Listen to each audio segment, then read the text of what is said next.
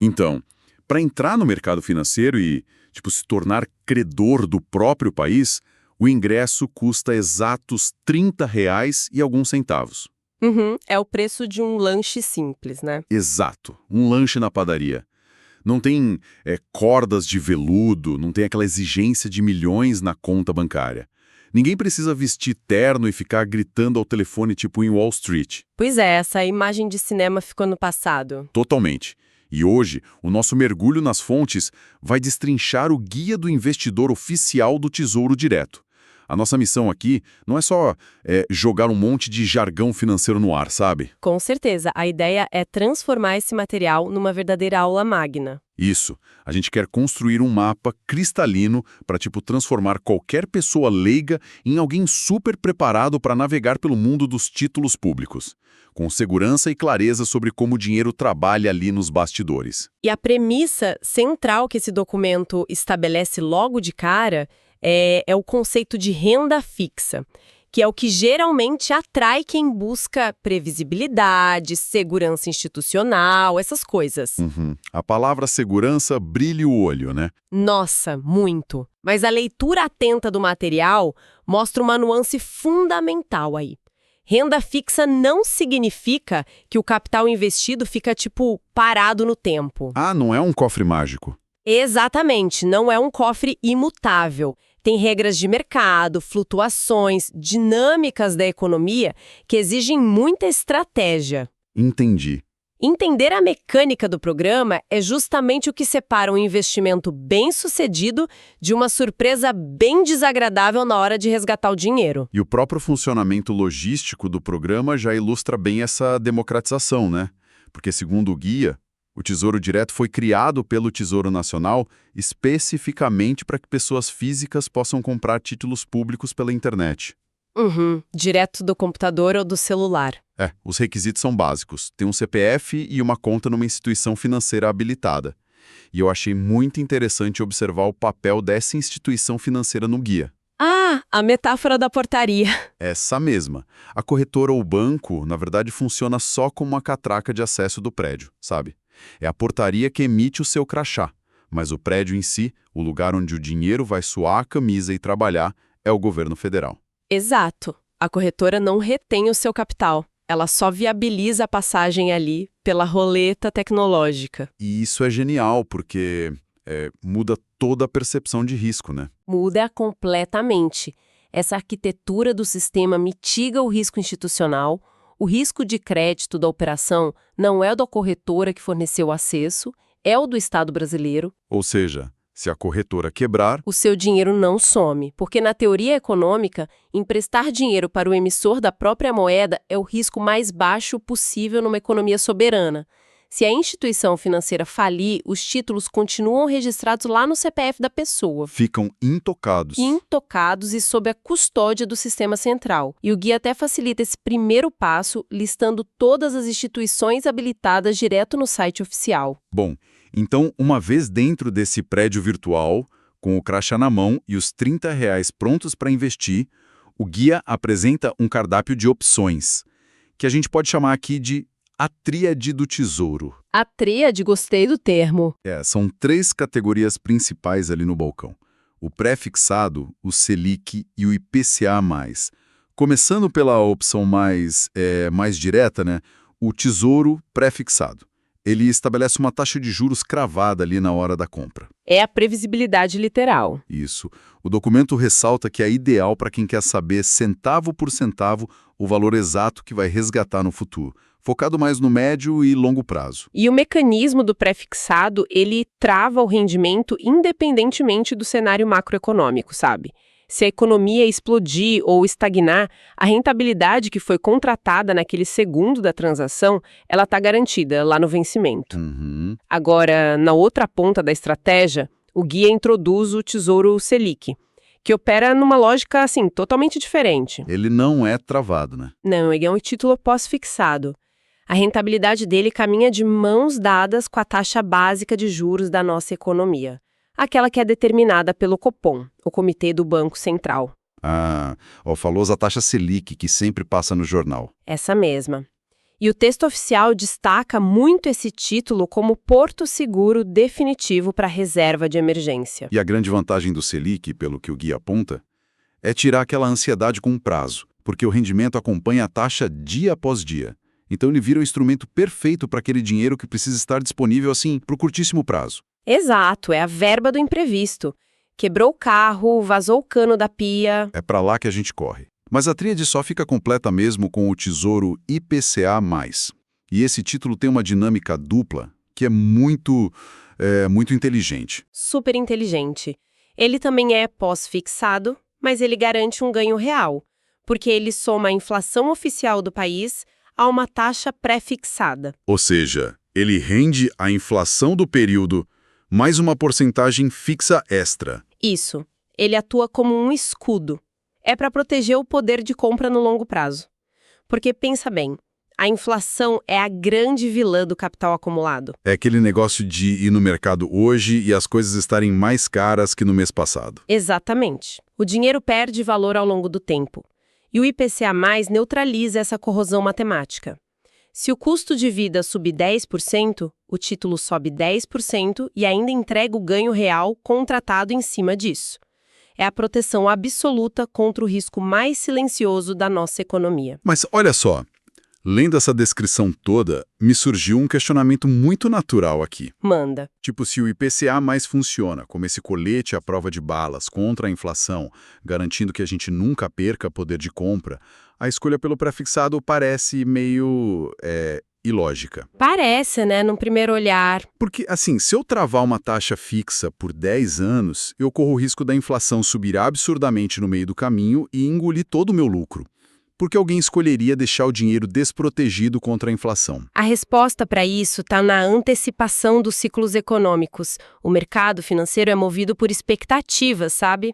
O prefixado vira uma ferramenta poderosíssima quando a pessoa tem uma projeção fundamentada de que os juros e a inflação vão cair. Ah, entendi. Uma aposta na queda. Isso.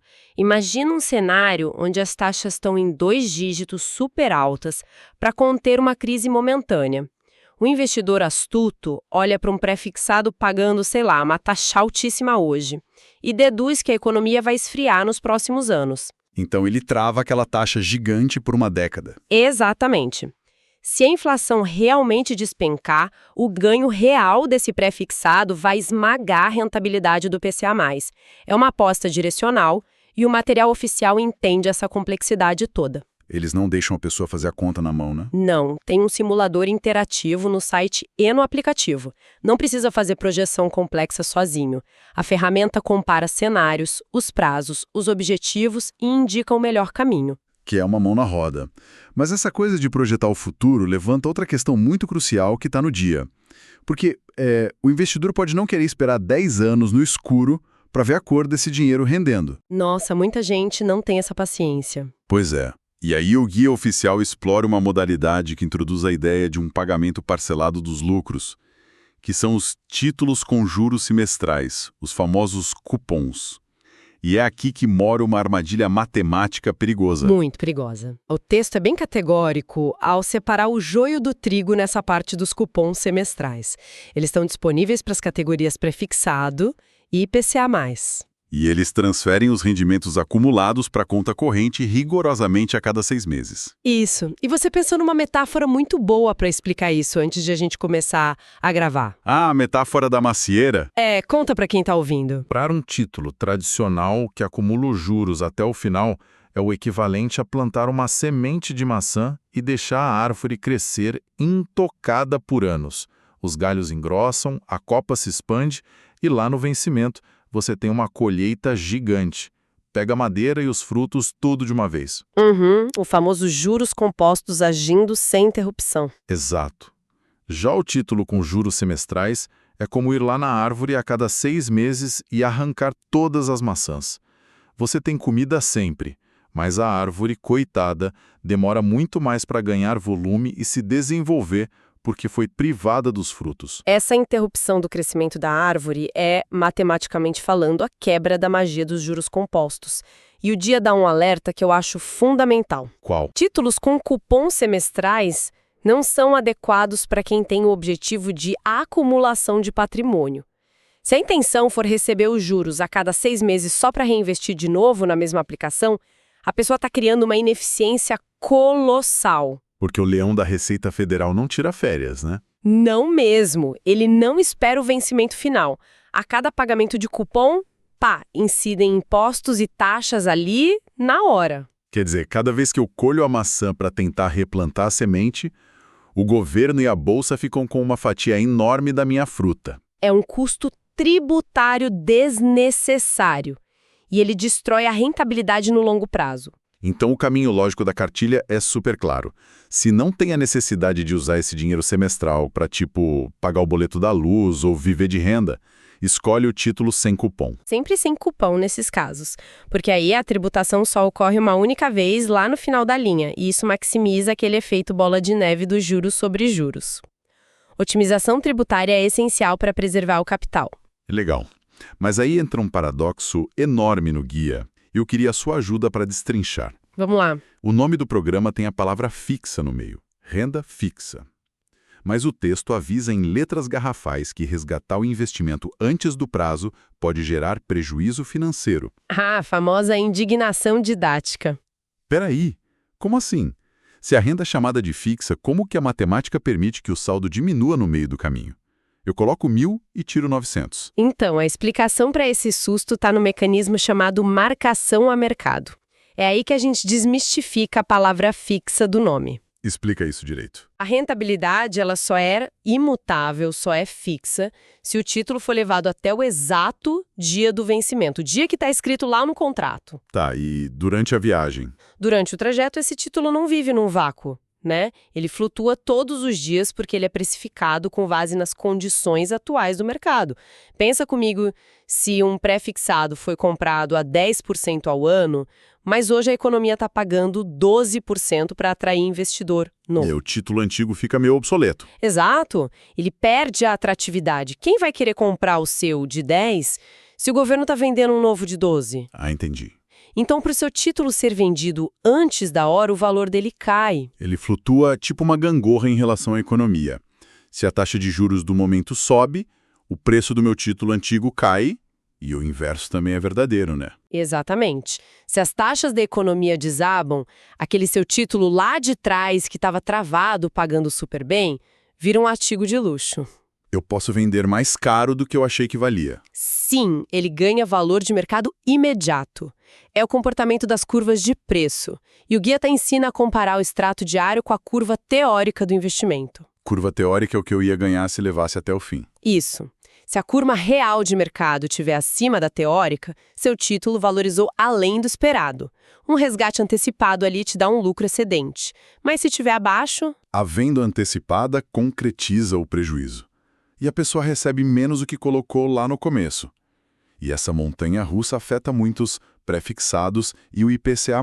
Muito. É fascinante, mas é assustador para quem precisa daquele dinheiro ali garantido para amanhã de manhã. E é exatamente por causa desse sobe e desce violento que o guia coloca o Tesouro Selic num pedestal totalmente separado, né? Sim, o Selic tem uma blindagem estrutural contra essa flutuação da marcação a mercado. A regra matemática dele garante que o preço cresça um pouquinho todos os dias. Por isso que ele é o único abrigo viável para a reserva de emergência. Afinal, a emergência, por definição, não avisa quando vai chegar. É, o pneu fura na pior hora possível. E essa garantia de que o saldo vai ser sempre maior amanhã do que é hoje isola o Selic do risco de mercado. Ele só mantém aquele risco de crédito do Estado que a gente já viu que é minúsculo. E o guia também aborda a logística dessas operações todas, que é bem interessante.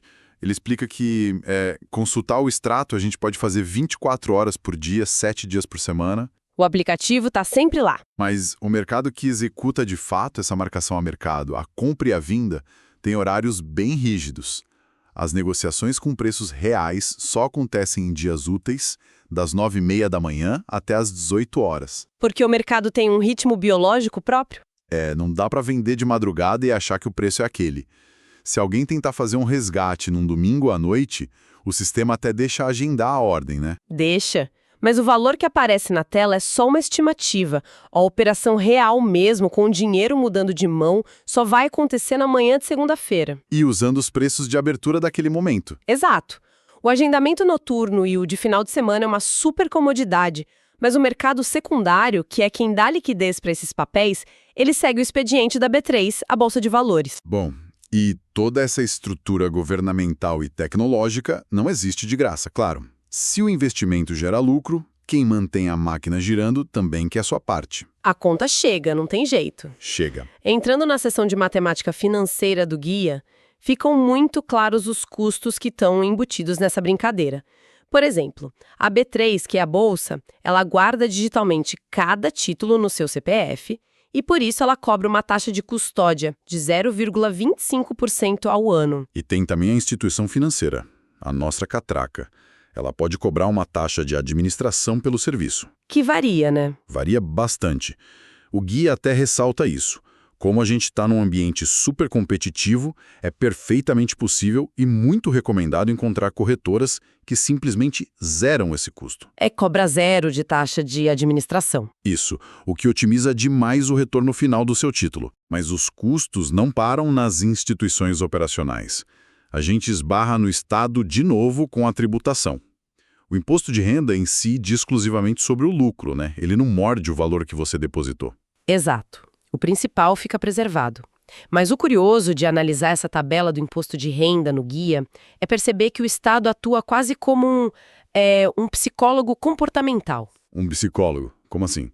É que a estrutura tributária não é estática. Ela funciona como uma escada. E essa escada foi projetada para punir a pressa e recompensar o planejamento. Ah, entendi. É aquela tabela regressiva. Essa mesma. É um clássico de incentivo econômico. Se o resgate acontece rápido, em até 180 dias, o imposto vem pesado e abocanha 22,5% do seu rendimento. É a alíquota máxima. Mas se eu tiver paciência? Conforme o tempo avança, a alíquota vai caindo. Passou de 1 ano, o encargo reduz. Se você mantiver o dinheiro lá por mais de 2 anos ininterruptos, atinge o piso, 15%. E não cai mais que isso. A mensagem legislativa é clara. Deixa o dinheiro com a gente por bastante tempo, para fortalecer o Estado, e a gente te dá um descontinho no imposto. Troca justa. E tem também o pedágio contra o arrependimento instantâneo, né? O tal do IOF, o Imposto sobre Operações Financeiras. Nossa, o IOF é implacável nos primeiros dias. Ele existe só para penalizar os resgates feitos em menos de 30 dias. Bateu no 30º dia, puf! Ele desaparece completamente da conta. É literalmente o custo da ansiedade financeira. Se você não aguentou esperar um mês, paga IOF. E para fechar essa engenharia toda do processo, o material traz aquele fluxo de movimentação bancária com a sopa de letrinhas. As regras de liquidação. D+0, D+1. A liquidação é só o compasso que dita o tempo que o dinheiro leva para sair da sua conta e chegar no tesouro ou vice-versa. Esse jargão de D+0 ou D+1 é só o dia útil da operação. Por exemplo, se eu deposito num dia útil normal, tipo quarta-feira, antes das 18 horas... O dinheiro sai da conta na mesma hora, que é o D+0. Uhum. Mas o registro oficial do título no seu extrato só vai aparecer depois que fechar o pregão do dia útil seguinte. Que é o D+1. Quinta-feira. Isso. Esse ritmo bem cadenciado mostra que a engrenagem exige uma paciência mecânica ali. E se eu fizer isso no sábado? Só começa a contar no próximo dia de expediente bancário, na segunda-feira. A arquitetura toda é montada em cima dessas regras inegociáveis de calendário. E de disciplina. Exato, essa mecânica de dias úteis serve para garantir que todas as compensações entre os bancos, as corretoras, a bolsa e o Banco Central aconteçam de forma segura, sem atropelar o fluxo de caixa do país. Bom, sistematizando tudo que a gente explorou nesse guia ao longo da nossa imersão de hoje, fica muito claro que os pilares do investimento são acessíveis, né? Muito. Aquele mito da exclusividade absoluta foi pro chão. Totalmente. Com o valor de um lanche, a porta do mercado se abre. Mas a escolha do ativo pede uma precisão cirúrgica baseada no seu objetivo real. Recapeando, Tesouro Selic serve para neutralizar o imprevisto da vida. O IPCA mais entra como aquele escudo de titânio contra a inflação focado em projetos de longo prazo. E o pré-fixado é a ferramenta para cravar retornos nominais previsíveis ou para surfar na expectativa de queda de juros. E a gente não pode esquecer da cautela com as regras invisíveis. Entender o que é a marcação a mercado impede que uma flutuação normal cause pânico e faça a pessoa vender o título com prejuízo. Pois é, e aquela estrutura regressiva de impostos que a gente falou. Ela transforma a paciência, que é uma virtude comportamental, numa ferramenta matemática para ganhar mais dinheiro. O guia, no fim das contas, é um manual de mecânica. Ele mostra as engrenagens por trás dos títulos públicos. E é muito fascinante perceber que essa infraestrutura toda não serve só para gerar lucro para o nosso bolso. Ela sustenta o funcionamento do próprio país, né? E é aí que está o grande pulo do gato. A reflexão final que esse documento traz vai muito além da matemática pura.